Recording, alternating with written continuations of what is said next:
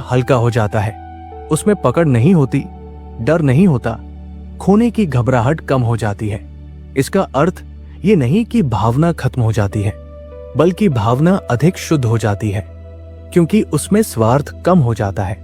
जहां स्वार्थ कम होता है वही संबंध सहज होने लगते हैं। अहंकार सफलता को पहचान बना लेता है। कुछ अच्छा हुआ तो लगता है कि मूल्य बढ़ गया, कुछ गलत हुआ तो लगता है कि मूल्य घट गया। इस कारण जीवन एक दौर बन जाता है। हमेशा साबित करने की कोशिश, हमेशा तुलना, हमेशा डर कि कहीं पीछे न रह जाए। पर जब पहचान भीतर की जागरूकता में टिकती है, तब सफलता साधन बन जाती है, पहचान नहीं। काम किया जाता है, पर काम से खुद को साबित करने की जरूरत नहीं रहती। असफलता भी तब उतनी भारी नहीं लगती, वो केवल एक घटना बनकर रह जाती है, आत्मसम्मान पर हमला नहीं बनती। ऐसे में कर्म अधिक स्पष्टता से होता है, डर कम होता है, इसलिए निर्णय साफ होते हैं। व्यक्ति अधिक प्रभावी हो सकता है, क्योंकि ऊर्जा साबित करने में नहीं, करने में लगती है। यही कारण है कि भीतर से स्वतंत्र व्यक्ति बाहर भी अधिक संतुलित दिखाई देता है। मन को जबरदस्ती शांत नहीं किया जा सकता, उसे दबाने से वह और शोर करता है। पर जब देखने की आदत बनती है, तब मन की गति अपने आप धीमी होने लगती है। विचार आते हैं, पर उन पर तुरंत विश्वास नहीं किया जाता। भावनाएं उठती है, पर उनसे पहचान नहीं बनाई जाती।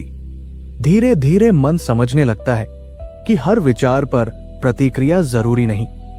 जैसे नदी बहती रहती है, पर किनारा स्थिर रहता है, वैसे ही विचार चलते रहते हैं, पर भीतर स्थिरता बनी रहती है।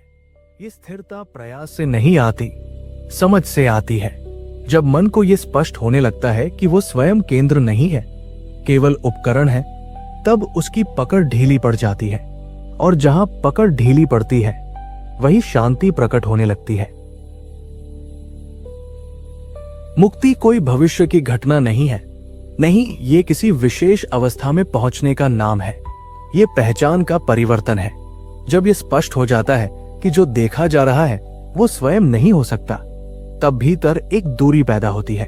ये दूरी अलगाव नहीं, स्पष्टता है।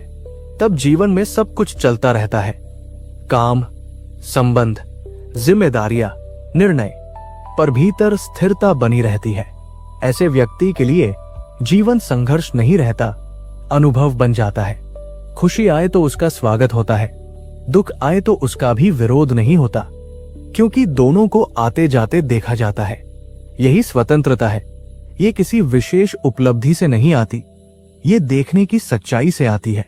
जब तक अहंकार को वास्तविक माना जाता है, तब तक बंधन रहेगा। जैसे ही ये समझ स्पष्ट होती है कि अहंकार केवल मानसिक धारणा है, वैसे ही पकड़ ढीली पड़ने लगती है।